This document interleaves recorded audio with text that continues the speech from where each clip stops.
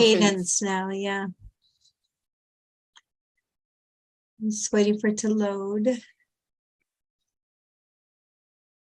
We are live on YouTube. That's How excellent. exciting. It is exciting. And now let me share to Facebook.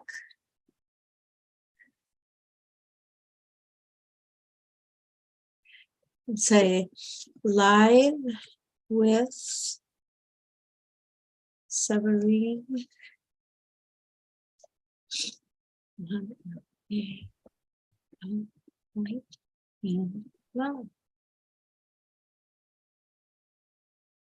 There we go.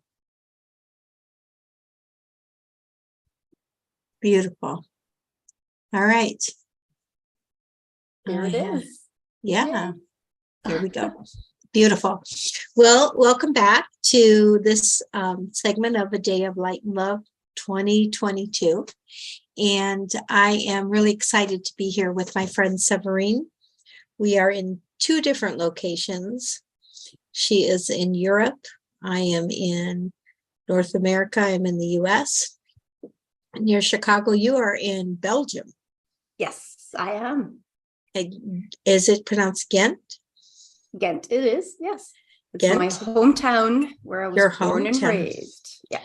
And before I launch into a conversation with Séverine, just for those that are tuning in, A Day of Light and Love has been created specifically for Christmas Day and to help fill any void of created by loss, created by the dissolution of a relationship, family health challenges that create changes and holiday traditions, maybe even a job location that puts someone at a distance from their family during the holidays. It could be any number of things, and we become very acutely aware of some kind of gap in our lives, especially during times when traditions run really high, like the Christmas holiday. And so we're here to offer conversations that bring bits of wisdom, perhaps some solutions, some invitations to expand into a different holiday season in 2023, just by applying maybe a few things that you learn here. So with that being said, that's the purpose of the event. But I'm here with Séverine, and the last time, because Séverine, you've been with me on this event for all 5 years that it's run. Yes, You are, I know. You're like you're OG, right? We're the original ones. Yeah, absolutely.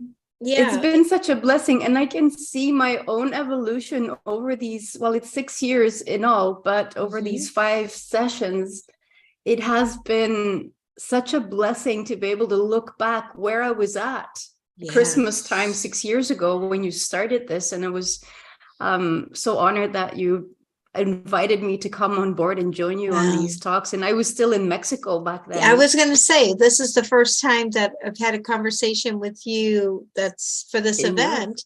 Yeah, and you're in Europe instead of in Mexico. So why don't you maybe just for the viewers that don't know you, maybe just a little bit of your background, and then we'll launch into talking about finding joy after grief. After grief, yeah. Well, I'm Séverine Nassens. I am a mom and a communications coach. And I moved to Cancun, Mexico in '99, the past century. And I spent 23 years there. I was born and raised here in Ghent, Belgium. And this summer we came back after a very eventful couple of years in Mexico. So I'm back home. I miss my home in Mexico. This is funny, actually. I'm back to my motherland, but I miss my adoptive land of Mexico. And that is my husky in the back trying to get in on the conversation. But So yeah, that's a little bit about me. I mean, we can go on an hour. But you're also, I mean, I remember I've always been fascinated by people who are bilingual. But you're not just bilingual, you're like quad or quint or yeah, I'm multilingual. you are multilingual because Multilingual. you've been an interpreter. Is that? Yeah, I went to college to become a translator. So I do speak 4 languages quite fluently. Dutch is my mother tongue, or Flemish, as we call it here in Belgium, and then French, Spanish, and English. Wow. And I do understand and kind of get along in German, and I speak Husky. That's the best of all. That's the love language of our pets. So yeah. Yeah, absolutely. So what drew you to Mexico? I did my traineeship as a translator in Mexico City, and it was an amazing experience. I had a huge culture shock because coming from the first world, as we call it here in Europe, right? It's a big assumption, but going into Latin America and living there, I was super drawn to the country, and I traveled to Cancun to go scuba diving because I already was a certified scuba diver, and I totally I was smitten by the ocean. I was like, okay, this is where I want to be. I was like super attracted to that beautiful green blue Caribbean, I mean, who wouldn't? I do know. So I decided to go there for 6 months to take a sabbatical after graduating as a translator, and those 6 months turned into 23 years. And I still have to take that sabbatical. You still have to take the sabbatical. That's amazing. Yeah, I do.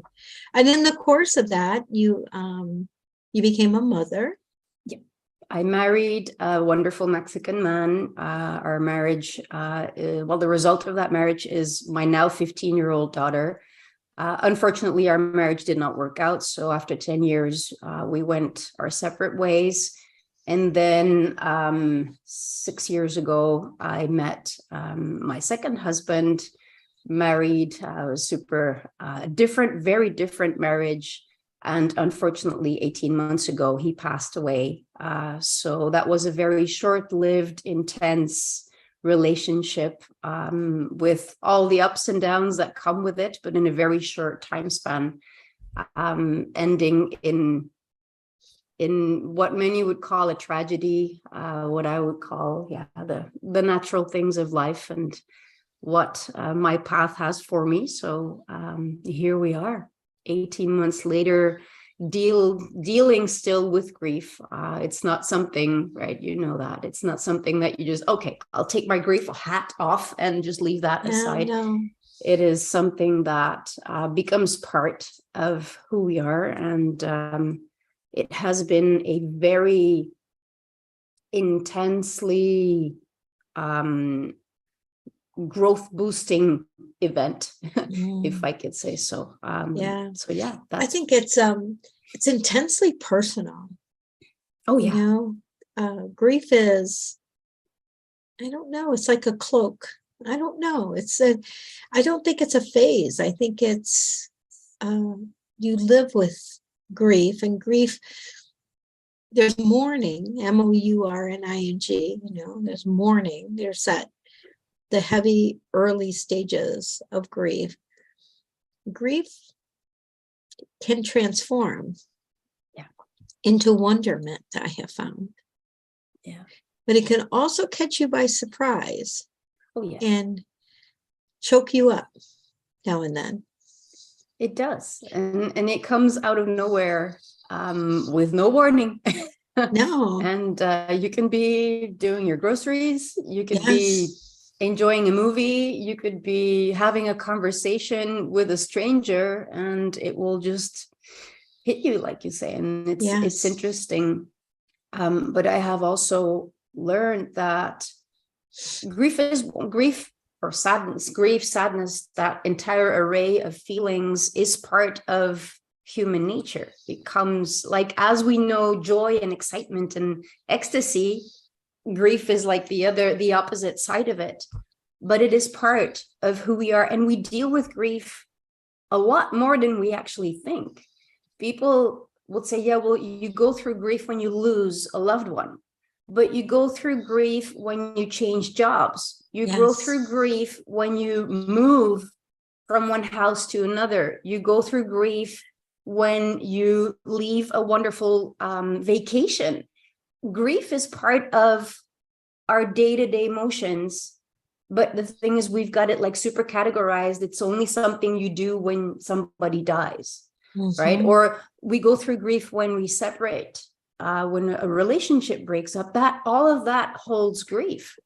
Hey, just advancing, like sometimes in the evolution of the individual, there are parts of us that have to die in order for new parts of us to be born. And there is a grief process in, even though you want to move into that more expanded version, that next level, you can't, take all of this with you. Sometimes it's relationships too, friendships, people that were very close to you, but the time is done and you're moving into this stage, and there's some grief there. So you're right. Grief is a very active, dynamic energy, and it isn't reserved just for the passing of someone close to us. Exactly. And I think in my experience, we are not taught to deal with it in a proper way. Because it has become a stigmatized and extremely loaded thing. The grief, it's become a thing. It's something that people are afraid of. But if you analyze it, we go through grief. I mean, as a child, you lose a toy, that's grief. Yes. As we grow up, the first love, and that doesn't work out, that's grief. We deal with grief on a quite constant basis. But you go for a job that you really, really want, and you're not selected for it. And there's the death of that dream, that hope, of that hope. Yes, absolutely. So it's become an eye-opening experience for me. Obviously, when you lose the love of your life, you lose your partner, your everything. Obviously, that's a huge amount of grief. It's like magnified by, I don't know, 10x, right? It's something that is super, super strong, because it's the dearer something is to your heart, the more pain that separation causes as you let go of that person, that pet, that situation. But what happens when we view what others call loss as, what if loss isn't really loss? What if loss is a step in the next level of growth? And it's not a negative thing. It's an evolutionary thing for the individual. What if loss, I'm not really sure that I fully can articulate what I'm feeling inside, but I do know that I don't feel loss. I don't feel loss. Many people categorize, and my husband passed just a few months after your husband passed, and loss, I think that particular idea, for me, I grappled with that as much as the actual emotions of the transitioning to a life where physically I'm separated from Denny, where I know that he's not with me physically. He's not here in the physical anymore. And I'm carving a new path, or I'm continuing our path, whatever it is. But is that, I can't say anymore that it's really loss. In that dimension, perhaps there is a loss, but in the totality of the experience, I'm not really sure that there's loss for me. I feel There- like there's as you this say, there- level of expansion Yeah. and connection, but I think we have to be open to it. Mhm. And I think that's where the joy comes in. Yes. And I'm with you on that, because there is a physical loss. They're no longer physically, as you say, with us. Can't But access the memory, them that way. the memory remains, their energy remains, and depending on our beliefs, right? They are, for me, Emile is still with me. It's not that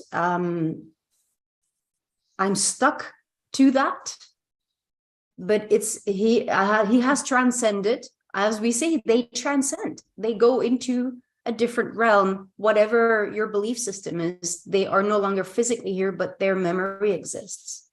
And I have come to a point where I can look back on our wedding day. I can look back on the travels we did. I can look back on the silliness that we would have, those little moments that would just make me laugh so hard my belly would hurt. I can tap back into that joy of that moment, instead of being sad about not being able Yes. to have that anymore. I can Right. tap back into that, and I know that I am capable of recreating moments like that by myself, with my daughter, with my brother, with my friends, with anybody, really, because that joy resides in me. It's not his joy that is missing. I have reconnected with my joy. Yeah. And it's been, I mean, it's not been easy. I'm not gonna just come up and say, oh, it's easy. It isn't. But yet sometimes it is. But the joy comes back. Like, as the grief comes in and out, the joy comes in and out. Yes. Because it's part of the emotional being that we are, and allowing the grief to exist and allowing the joy to exist, because that is what I have found, is that people are asking, how can you be so joyous? I say, why not? I mean, I'm joyful for the simple fact that I am still here. Yes. I do think that there is a little hurdle that one might need to get past in the early stages, or I mean, maybe it takes years for some people, but that not to feel guilty for new joy, new experiences, that for me really early, that was definitely something that I had to look at. And the truth is, someone would say, well, but Denny wouldn't want you to. No, he wouldn't want me to stay glum or morose or isolate. No, that would not be. But at the same time, I think that when you have someone that you're so deeply connected to, that you are vested, your lives are vested in each other, that means your futures are vested in each other. And that part was the more difficult part for me. Was it, I guess there, to some degree, acceptance is in there, because it was accepting that a new future had to be born inside of me, because the futures that had been manufactured up until that time had involved us. Yes, I get, and that is part of the loss. It's the loss of the idea of that future that we were creating together, right? Yes, that is part of the loss. That future is lost. That future will not happen. No, it's done. And someone could say, yeah, but it didn't happen. But yes, it did happen, because we saw it together. That's correct. Yes, because I mean, as futurists, as futuring facilitators, we future ourselves into what will be. And then you got to go, okay, now I got to go this way, because that road is definitely it's not available anymore. Not available anymore in this realm. So we got to take a turn and go into our new futures, that can be as brilliant, if not more brilliant even. Yes. Because of the whole learning experience. And what you were mentioning earlier is that guilt that you tend to feel is that, well, I should be. What happened to me is when he passed away, I automatically went black, dressing black, everything black, because that is culturally what I have been taught. When somebody passes away, you dress in black. I remember vividly my grandmother, my great grandmother, when somebody would pass, they would go all black for weeks on end. Yeah. So that is so installed. It's the cultural pattern that has been installed in us that you can't laugh, you can't make jokes, you can't do this, you can't do that. You cannot show joy when you're grieving. And then 2 days after, I went like, okay, I'm not doing this. This is not me. This is making me even more depressed. Yes. And I already feel this is just got to change. And I switched to all white. Wow. And the day that we had his memorial service, we had a beautiful service on the beach. I had not shared the white thing with anybody but my very closest friends. I said, you guys, I'd love for you to show up white. Use something white. Please do not come dressed in black. There were more than 50 people there. And I think 45 of them were dressed in white. Wow. And I was like, wow, this frequency is so powerful. That's beautiful.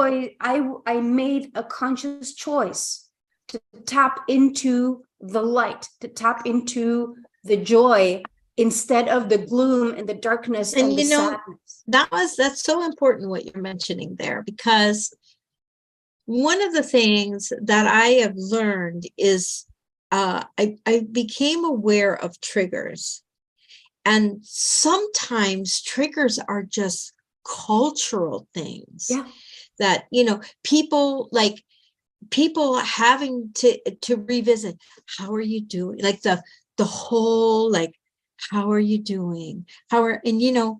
You go from being on this really moving forward thing, and then you're like, okay, like, I don't even want to talk to people right now that I know, because it's like, wait, I'm moving forward. Like, I'm intentionally moving forward. And the whole social, like, I'm not socially sensitive unless I ask her how she's doing, right? Yeah. And they ask you in a tone. That's it. It's like, honey, are you okay? But you know what? Did I do that to people? Did I do that to people before I knew? Yes. Yes. Because honestly, I didn't understand grief until Denny passed. I did not. I mean, my mom passed, my dad passed, my sister passed, close friends of mine passed, but I didn't really experience it. And now I understand it. And I realize that you're right. In our culture, in our society, we avoid grief. Yeah. So we are never really had it in understanding it and how to properly respond. One of the things that helped me understand the whole dealing with death situation is the Mexican culture around celebrating the Day of the Dead. And that for me was a game changer, because when Emil passed and I received his ashes, I set up an altar, the Mexican way, with flowers, with champagne, with all the things he liked and enjoyed. I made an altar and it was beautiful. And friends would come over and they would bring white roses because those were his favorite. And we set up like this huge table full of white roses and champagne. And we actually opened up a bottle of champagne when that was done to celebrate the life he had, to celebrate the opportunity we had to share bits and pieces of his life. We celebrated. And that was a game changer. It's a mindset shift. It's really interesting. Reminds me of to a little degree, not, I mean, culturally, not quite as robust. But my stepmom, my dad's wife, was Jewish. And when Sharon passed, we sat Shiva. So for, I think it's a week, maybe it's 2 weeks, but after the death, the friends and family come, and there's this, it's not a come and sit and somber. No, it's sharing stories and food and drink. And yeah, I hadn't thought about that. Those interesting. traditions help you deal with grief and tap into the joy at the same time. Yes. Because it allows you to celebrate. There's so much to be grateful for. Yes. In life and death. But at that time, within the Mexican tradition, the life is celebrated. The death is mourned, yes, absolutely. But at the same time, the celebration goes on for the life. And I think that is super powerful. And that helped me in person. It helped me a lot to move forward faster than I would have way back. Yeah. Because I recall a very close friend of mine passed away a good 10 years ago. And it took me 2 years to be able to speak about him without breaking down in tears. And that was a close friend. It wasn't even a partner of mine. But now with Emile, I noticed that a couple of months after, I stopped breaking down in tears here and there and everywhere. I do still have those moments, and almost 2 years after the fact, I still break down in tears from time to time, but it's a very soft, it's a soft mourning that continues. There's a sweetness to it. Yes. It's like a bittersweet, it's that bittersweet moment of grief. For example, yesterday, I mean, Christmas is one of those triggers. And that's why this event is so powerful for me, because Christmas is one of the triggers. The whole drama, I mean, the whole drama around Christmas is triggering. It's super triggering. And last night, unfortunately, I had to bring my mom to the hospital for similar reasons of why I took my husband to the hospital. So that was super triggering for me. But I was able to maintain the calm. I was able to contain that. But once I got home, I broke down. But I allowed myself to feel the emotions that I had. Yes. Because that has been my biggest mistake in the past, was to not feel them. Just go, okay, yeah, well, I got to be strong. I'm a strong woman. I can do this, and I'll pull through this. And I do not feel it. I do not allow. But nowadays, I allow myself to be sad, to be angry, to feel all the negative emotions that we as humans feel. It's super important, because once you allow them to be, like we say in transcendental rebirthing, everything has a right to exist. Even the grief, even the anger, the frustration. And I think in the not blocking it, you don't dwell in it. And it doesn't grow bigger. No, you embrace it, you acknowledge it, you embrace it, and it transmutes. Yes, it's like the release valve, right? It's like a pressure cooker. If you do not release the pressure from the cooker, it's gonna blow. One of the biggest things for me, because having done a lot of studying and futuring, I recognize that, like, I think when people would interject in those tones and how are you doing, it was like, oh, it was so unnatural for me to have the past brought into the present. Like, I recognized it, you know. I also think, like you mentioned about everything has a right to exist, I would remind myself that everything has a right to exist. This is their experience. Yes. And so over time, I learned to acknowledge that this was their experience. Mm-hmm. And then it was done. It didn't. You step out of it. Yeah, You you step step out out. of It it. doesn't, you Yeah. don't have to take it on. And I think that's true with everything in life, pretty much. Adversity is going to happen. Challenges are going to Oh, yeah. happen. You know, life is imperfectly perfect. Like Yes. the imperfections constantly show up. And when we just allow, embrace, and act in the direction of what is best, in the best interest of us and all, or who's ever involved, I think that moving through things, we don't have to sit and dwell in them.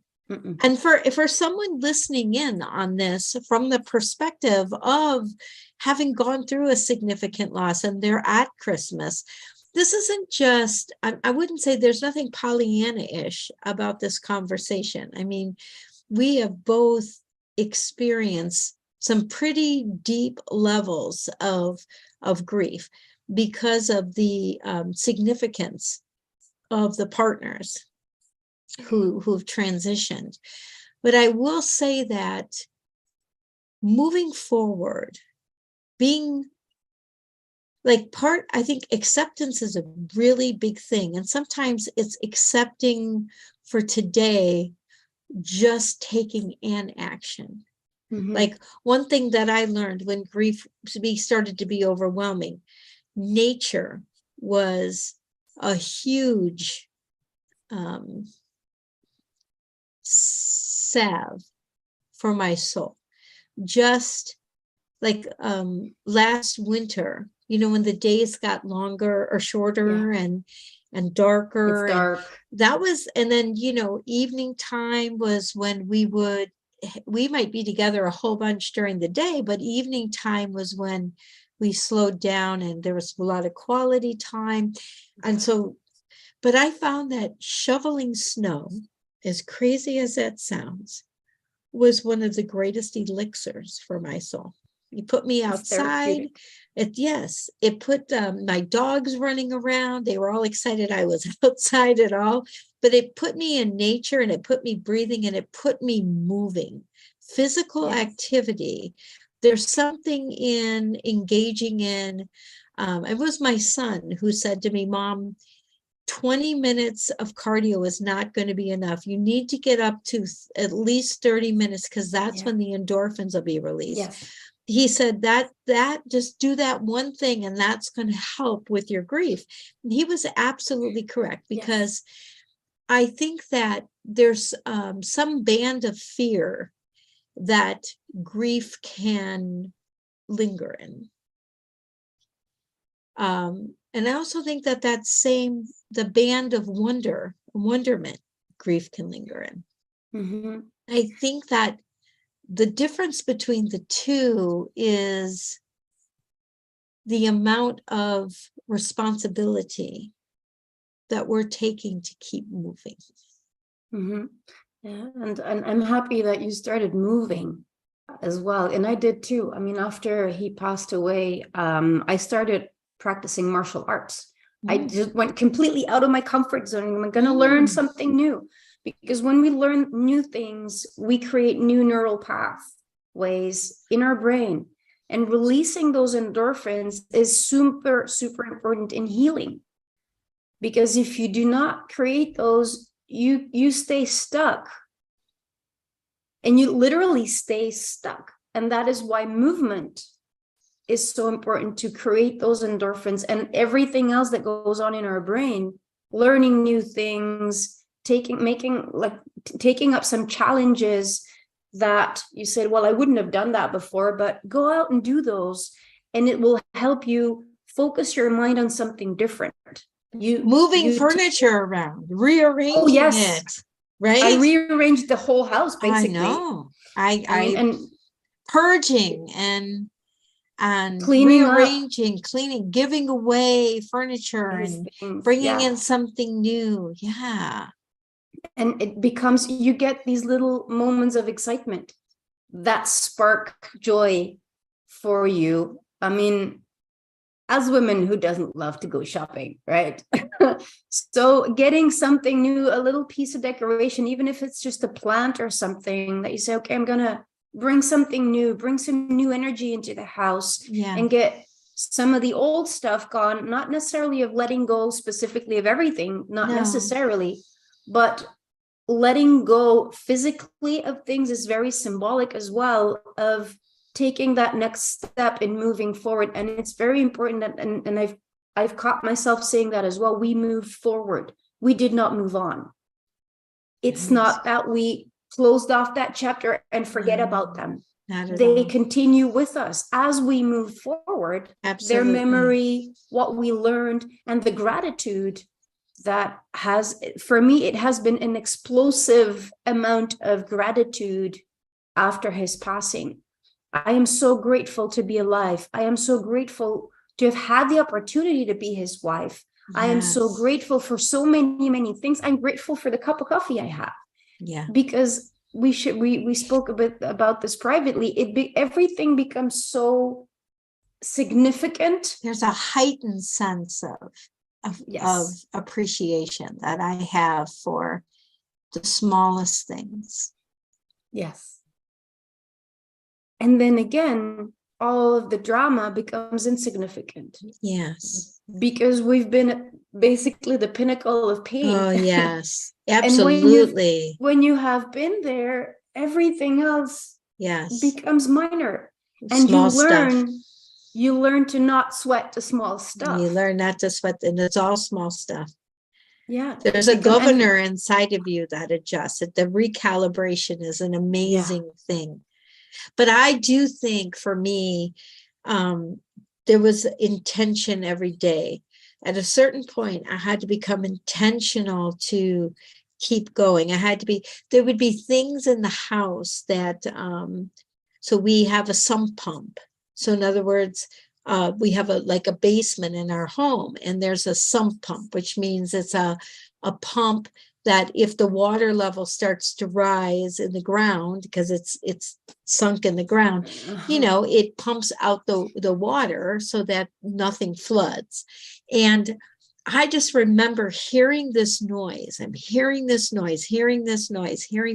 I go down there, and it's the alarm on the battery, because the battery needed more water. And Denny, my husband, he believed in the right procedure, the right tool for the job. So it wasn't unusual to find the exact tool hanging by whatever was a general maintenance, right? So there was this jug of distilled water, but I called my son and I'm like, you got to walk me through how to do this. The littlest things, I continue to appreciate him to this day for the smallest things that I never really knew he did, but yet they got done. And at the same time, it's become very empowering for me to just do those things that I never thought I could do. But then again, you can. Absolutely. Yeah. So it's very interesting. There's a lot of personal growth. Mm-hmm. And that seems like a really simple thing, but as a very traditionally non-mechanical individual, just doing some of those things like replacing a furnace filter, getting the right one, getting the wrong one, and then going back and getting the right one. Just those small things. They're very affirming. Mm-hmm. Yeah. And with those things, you could choose to either feel sad because he's not there to do it, or feel the gratitude for being able to do it yourself. And feeling empowered. Empowered, yeah. Yes, absolutely. So and it's a choice, right? Absolutely. It's a conscious choice. Because I could have just dissolved into tears when that alarm was going off. And did I want to? Maybe first I did.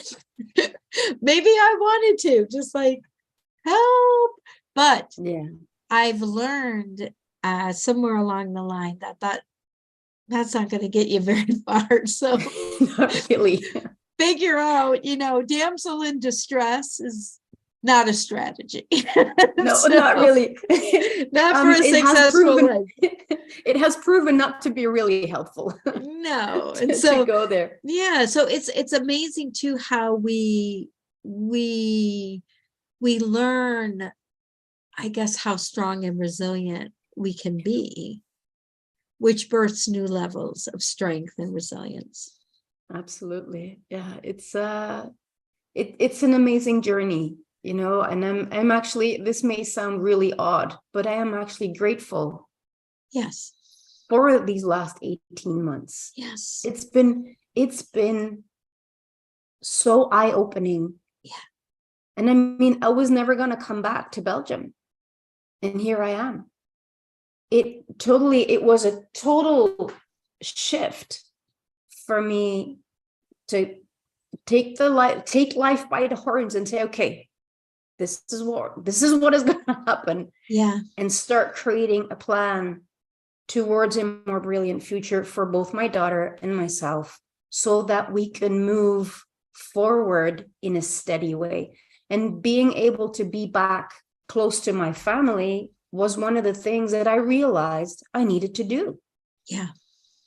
It's like, okay, I want to be close to them. It's not that, yeah, I got to go there because poor me, I need the support. No, I wanted to be here for them, because I realized that life can be over now. Yes. It can be done. Yes. And I still have things that I want to do with my brother, with my parents, and I want my daughter to have that experience. So there's a whole bunch of things that made me decide to come back. Well, you're a clarity coach. I got clarity. It's very clarifying. That's what I would say. I would say that the whole experience for me has just been really, really clarifying. Yeah. And it's daring to look that grief in the eye. Yeah. And say, okay, what can I learn from this? What is in here for me? Aside from dealing with the pain, confronting that pain, saying, okay, I'm going to feel it. And then like super powerfully. And then, okay, I felt it. I accept it. I integrate it. Now what? Now what's next? Mm-hmm. Right? That continuous question of, okay, what's next? What's next? What's next? Yes. And it really becomes quite an adventure, doesn't it? Oh yeah. And it's exciting. It's so, for me, it has been such an exciting journey of dealing with things. And I tend to kind of look at my situation, step back and go, okay, I'm going to go this way. Right. And it's like making the new choices and daring to do things out of the ordinary. People would tell me, are you completely nuts? You're moving across the pond again? Well, yeah, because I want to. And I know I can. And I know it's not going to be easy. But then again, staying in Cancun wasn't going to be easy either. So it's not easy. What's the most exciting part? Well, this one. Okay, let's do not easy, but go this way. Yeah. And it works out, things are working out so well for us. Yeah. That I think if we can focus on what was, or we can focus on what we can do. What we can do, what can be. Yeah. Yeah. And I mean, it takes however long it takes to set down the what was, and to realize that you're not really leaving what was. What is a part of you. It's dynamically a part of you. So what's next? Yes. What is next? So many things. So many options. So many brilliant opportunities in front of us, no matter what. And even if it's unconventional, even if we're stepping away from the cultural teachings that have been installed in the programs that we have with us, breaking with those patterns for me has been such a relieving, it's like freeing thing to do. It is. And I feel that his passing has brought me so much freedom to move forward, and that we had that conversation privately, that I felt that that was my path. And I'm grateful for that. And I don't know what would have happened with them here. I don't know, but they're not. Right. And it's up to us to create that brilliant future for ourselves, for our families. And to recognize that there are multiple possibilities. There's multiple possible futures. And we all have the right to change our mind as well. You know, absolutely. Stepping into that power that we have, the power to choose what it is we want for us, to choose what path we want to walk, is so empowering that I can only be grateful for that. Beautiful. Well, we could go on and on and on, but I know. hopefully my cup is overflowing. Hopefully someone else's is too. Yeah, I really hope that whoever's feeling that gloom or that darkness right now can see the tip of the light. You can see that there is always light available. It's just for us to open our eyes and to dare look at the light and go that way. Beautiful. That was a beautiful benediction. Thank you. Thank you for your time. Merry Christmas. Enjoy your time with your family. Absolutely. And thank you for coming on, Séverine, and offering your wisdom. My absolute honor. Thank you so much once again for inviting me, and blessings to all, and a wonderful, brilliant 2023 lays ahead of us. So let's go get that. Let's go get that future. What's next? What's next? I'm excited to see what's next. All right. Love you. Much love. Bye. Thank you so much.